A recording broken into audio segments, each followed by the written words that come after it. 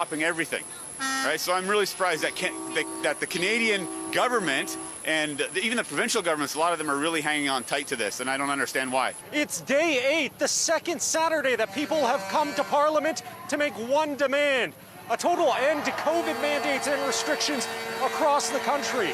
But the federal government remains steadfast. No negotiations. We came down here to support my brother-in-law, Johnny. This is his truck right here.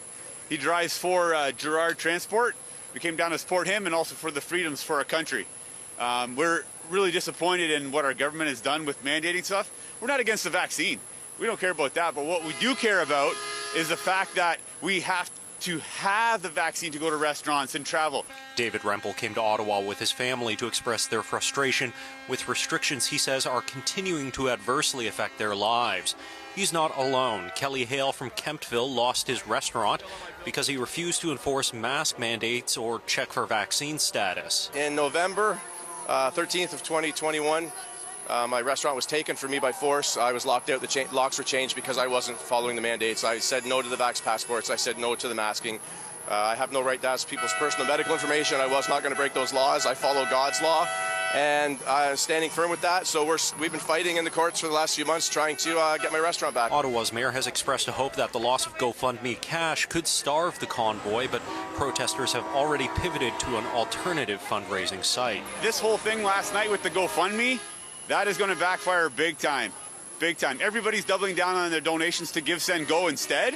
You'll be shocked. The 10 million, it will far surpass 10 million in the next few days. Just a few blocks away, counter-protesters at City Hall were met by a small group of convoy supporters, police intervening to keep them apart. Just across the street, Confederation Park, once a staging area for the convoy, complete with fuel depots and semi-permanent structures.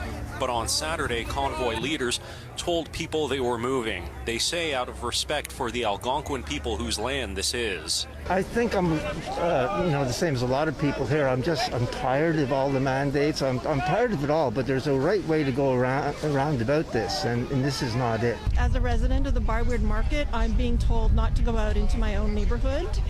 That is more concerning to me in this city when authorities are telling us that I felt it was important to show that we want this to end. But police don't appear to have any interest in forcing truckers to go, while the federal government has still yet to open talks with organizers. These truckers aren't going. They said they're here for the long haul. Pardon the pun, but they're staying. And hopefully these mandates will come down. Other provinces are already caving in on the mandates, so we got some hope here, and we just got to keep the fight, stand for what's right. In Ottawa, Xiao Li